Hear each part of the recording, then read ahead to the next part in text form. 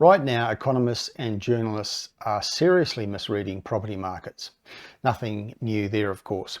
But now more than ever, the media channels are awash with misinformation and bad analysis. And the market that's been misinterpreted the most is Melbourne. According to CoreLogic data, Melbourne house prices fell in March, though not by much.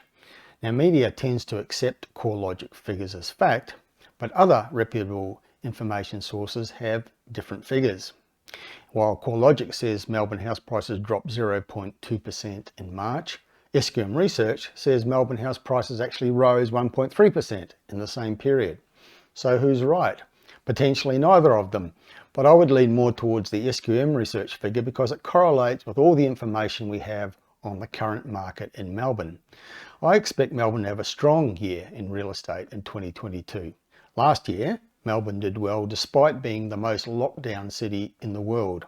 Despite all the restrictions, Melbourne produced strong price growth, particularly for houses.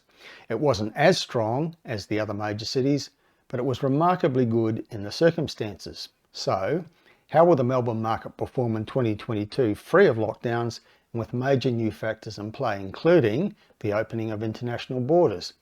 This means that overseas migrants and foreign students can return, and this, I believe, will have a big impact on the Melbourne market in the near future.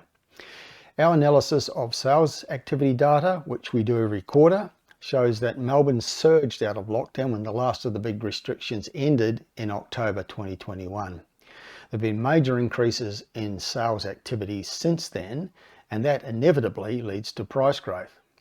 We've also seen a sharp reduction in vacancy rates in Melbourne. The latest figures suggest the overall vacancy rate for Melbourne is now around 1.5%, which is the lowest for many, many years. We're also seeing evidence that the inner city rentals are rising again, having been suppressed by high vacancies over the past 2 years because of the COVID impact.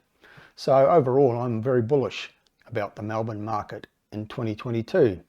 The restrictions have ended, sales activity has risen, vacancies have fallen, rents are rising, international borders are open, and there's a big infrastructure spend in the mix as well. So when you next read that Melbourne prices are falling and that the boom times are over, I suggest that you disregard it. The people generating those headlines simply don't know what they're talking about.